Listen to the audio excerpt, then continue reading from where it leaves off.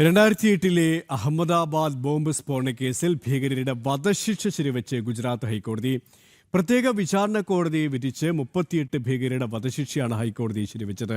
ഭീകരവാദത്തിനെതിരെയുള്ള ഭാരതത്തിന്റെ പോരാട്ടത്തിൽ നാഴികക്കല്ലാകുന്നതാണ് ഈ ചരിത്ര വിധി. സ്ഫോടനത്തിൽ ഇരകളായവരുടെ കുടുംബങ്ങൾക്ക് നഷ്ടപരിഹാരം നൽകാനും കോടതി ഉത്തരവിട്ടു. 2008 അഹമ്മദാബാദ് നഗരത്തെ ചോരയിൽ മുക്കിയ ഭീകരാക്രമണ കേസിലെ പ്രതികളുടെ അപ്പീൽ തള്ളിക്കൊണ്ടാണ് പ്രത്യേക കോടതി വിധിച്ച വധശിക്ഷ ഹൈക്കോടതി പൂർണ്ണമായും ശരിവെച്ചത്. കേസിൽ വധശിക്ഷയ്ക്ക് വിധിക്കപ്പെട്ട 38 ഭീകരരുടെ ശിക്ഷയാണ് ഹൈക്കോടതി ശരിവെച്ചത്.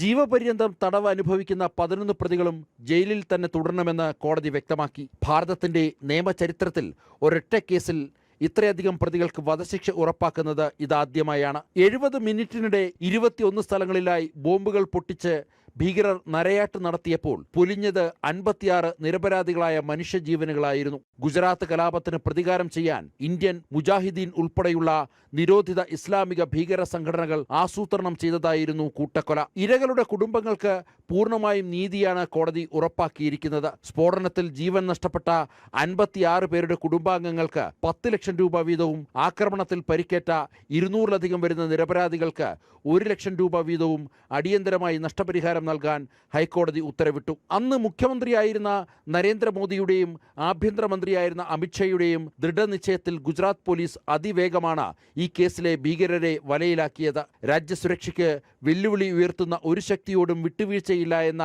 നരേന്ദ്രമോദി സർക്കാരിന്റെ നിലപാടുകൾക്ക് വിധി കൂടുതൽ കരുത്തു പകരുന്നു. ജനം, ഡൽഹി.